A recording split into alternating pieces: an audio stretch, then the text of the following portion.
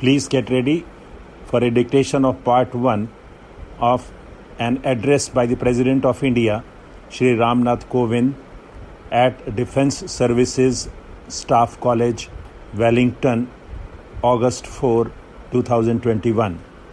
5 seconds. Start. I am delighted to be here with the bright participants of this course at one of the premier armed forces training institutes of our country. This college has the mandate of imparting training to selected officers of our armed forces and friendly foreign countries. My special greetings to the 30 student officers from other countries who are also attending this course. I am glad to hear insightful speeches from the young student officers on complex issues of strategic significance touching upon internal and external security, Sagar military diplomacy roadmap, self-reliance and power rivalries in the Indo-Pacific with reference to countries in the Indian Ocean region. I am especially delighted that there was a lady officer among the speakers. I have been told that the number of lady officers in this course is going to rise in the future. That is a welcome development. The natural beauty of the Nilgiri hills and the salubrious climate of this area are conducive to learning. I am told that the word salubrious is often repeated to describe the climate and weather conditions of this area. Its Latin root words denote its meaning as health-giving. This place is only 11 degrees north of the equator, but it has very pleasant weather throughout the year. In the early 19th century, the first sanitarium of the Madras Presidency was set up in this region. Since then, the health-giving and energizing climate of this region has been utilized for various purposes, including learning by defense professionals like you.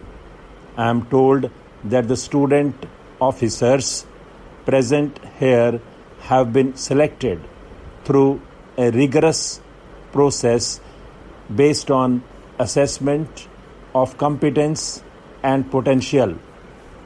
My compliments to each one of you for earning this opportunity to learn.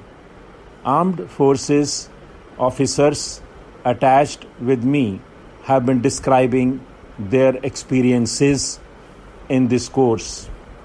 I find that they talk about it with a lot of enthusiasm. I assume you all are aware of the significant changes instituted in the higher defense organization of the country. Impetus is also being provided to indigenization and self-sufficiency in the defense sector. These initiatives have been taken with a view to make the armed forces future ready. As you go up the ladder of growth, you will have to graduate from the level of single service competencies to multi-domain challenges that requires greater understanding of joint and multi-domain operations.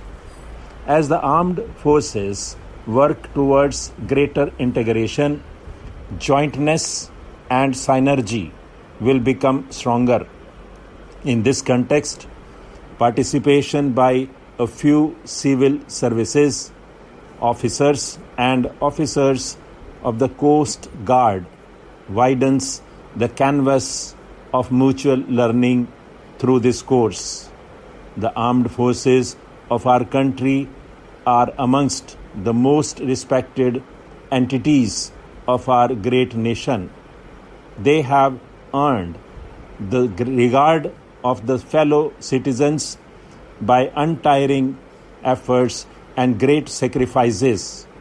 They have rendered invaluable services to the nation during the times of war and peace. They have discharged their duties with dedication and courage while facing internal and external security challenges and in times of natural calamities. The recent past has been very difficult for the entire humanity. The COVID-19 pandemic has impacted all walks of life.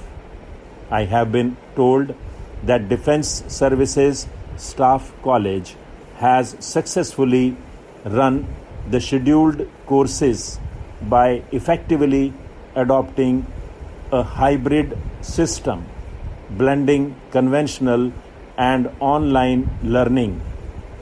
I believe significant changes have also been made in the curriculum and the methods of learning to make it more relevant to emerging challenges. I have been told that the curriculum of the course has always been comprehensive and intense. Because of the quality of content and methods, this course is very popular in other countries also. Stop. There is a word which is salubrious, which could not be pronounced there. That's all. Thank you.